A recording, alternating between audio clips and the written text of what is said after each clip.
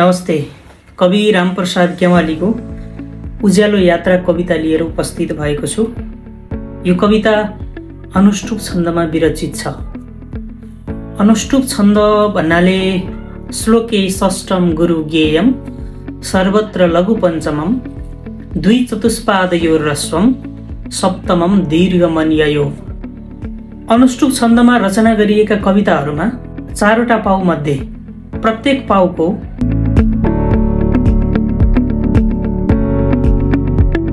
पहिलो र तेस्रो पाउको सातौं अक्षर दीर्घ लेखिन्छ भने दोस्रो र चौथो पाउको सातौं अक्षरलाई ह्रस्व लेखिन्छ। जस्तै उदाहरणको लागि उपकारी गुणी व्यक्ति निहुरन्छ निरन्तर फलेको वृक्षको हाँगो नझुकेको कहाँ छ र। यो त हामीले सुनिरहेका थियौं। आज मैले वाचन गर्न लागिरहेको कविताको शीर्षक छ उज्यालो यात्रा। यो कविता अनुष्टुप छन्दमा रचना गरिएको छ।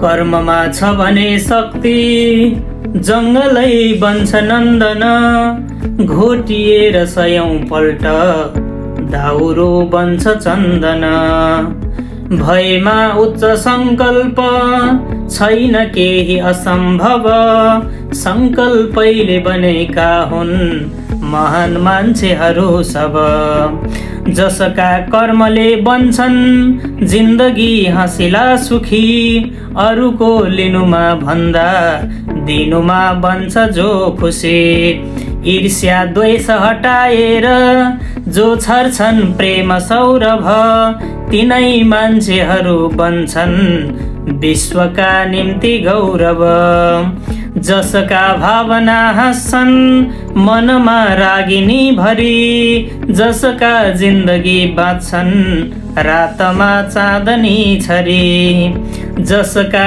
कर्मले लिन्छन् उच्च जीवनका पथ तिनैका पथमा हिँड्छन् मान्छेहरू सगौरव जुटेका ज्ञानले जो छन् पार्दै धरती मनोहर उठेका कर्मले जो छन् गर्दै निर्वाण सुन्दर समर्पित भएका छन् जो सदा न्याय खातिर संसारमा उठेका छन् तिनैका विजयी शिर लोभ लालचमा छैनन् जसका मन मस्तक जो सदैव हुने गर्छन् त्यागका निम्ति उद्यत उदात्त कर्मको यात्रा गर्दछन् जो सधैँ सधैँ आदर्श नमुना मान्छे बन्दछन् विश्वमा तिनै यस्तो आदर्श यात्रामा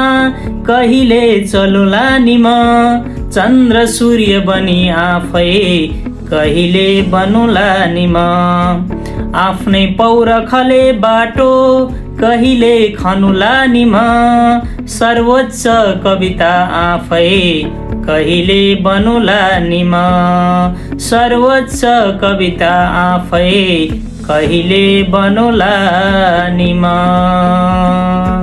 धन्यवाद।